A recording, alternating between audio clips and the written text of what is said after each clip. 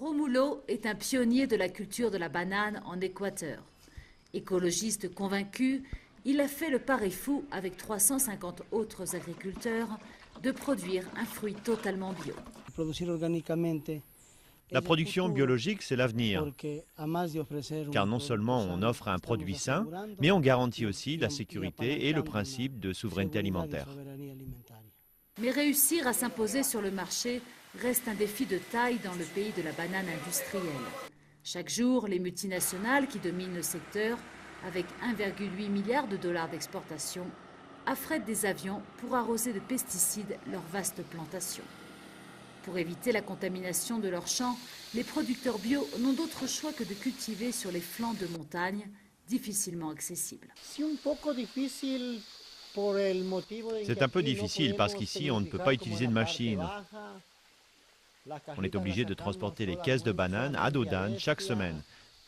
Les voitures ne peuvent pas venir jusqu'ici. Malgré tout, les petits producteurs ont déjà remporté de belles victoires, comme la garantie d'un prix de vente minimum de la caisse de bananes. Depuis qu'ils sont réunis en coopérative, ils bénéficient d'un salaire décent, d'au moins 70 $ par semaine, 3 fois plus que lorsqu'ils travaillaient pour une bananerie conventionnelle. Avant, on était dominé par les multinationales. Elles nous payaient au bout de 4 ou 5 semaines. Elles nous payaient une misère. Avec le boom des produits bio, les agriculteurs espèrent augmenter leurs ventes. Mais dans un marché où 85% de la distribution est contrôlée par les multinationales, difficile pour eux d'être compétitifs. Prochain défi, vendre directement aux acheteurs étrangers.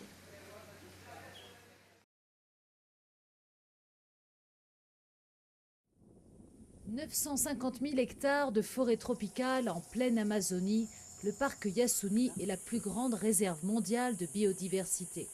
On y trouve plus de plantes que dans tout le continent américain.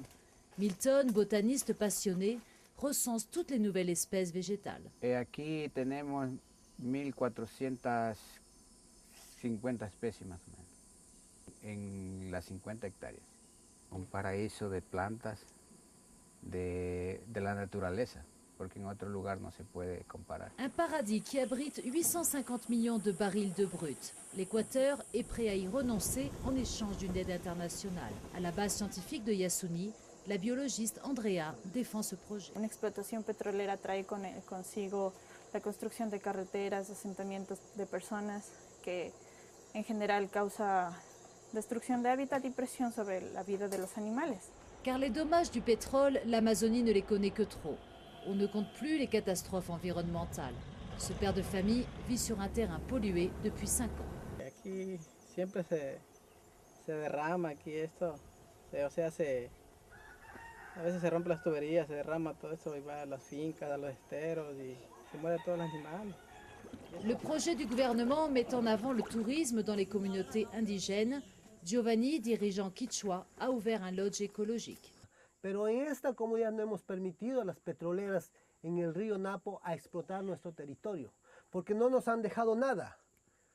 Desde los años 60 comenzó a explotar las compañías petroleras. ¿Qué tenemos las comunidades? Lo que tenemos es veneno. L'initiative Yasuni permettrait aussi d'éviter l'émission dans l'atmosphère de 410 millions de tonnes de CO2. Mais pour l'instant, moins de 10 pays se sont engagés à y participer.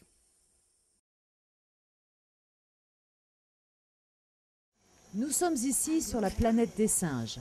Yvon est un ancien métallurgiste. Il a tout lâché en Suisse pour s'installer en plein cœur de la forêt amazonienne.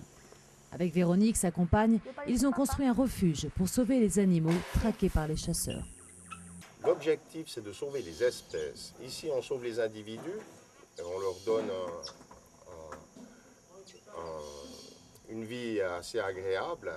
Mais juste dans ce centre ici, l'espèce même n'a pas de futur. À ce jour, 7 types de singes vivent dans le parc. Pour leur survie, il faut les alimenter, car la forêt exploitée par l'homme ne produit plus assez de fruits. C'est l'heure du déjeuner des animaux. En ce moment, ils mangent des choux, de la papaye, du melon. Et pour payer le repas des 64 primates, le parc est ouvert aux touristes. Tous restent fascinés par la compagnie des singes. Si aujourd'hui les animaux se montrent très joueurs, la plupart d'entre eux sont arrivés malades. Yvon a appris à les soigner en utilisant les plantes traditionnelles. Cet arbre s'appelle le sang du dragon. La sève est un cicatrisant et désinfectant. Une potion idéale pour soigner toutes les maladies de peau des singes et leurs nombreuses blessures. Ça brûle un petit peu. La maison familiale ne sert pas seulement d'hôpital. Une des chambres à l'étage est réservée aux bébés singes orphelins. Leurs mères ont été capturées pour être domestiquées ou pour être mangées. En Équateur, le trafic d'animaux est le plus rentable après celui de la drogue et des armes. Véronique et Yvon ont déjà sauvé une centaine de bêtes.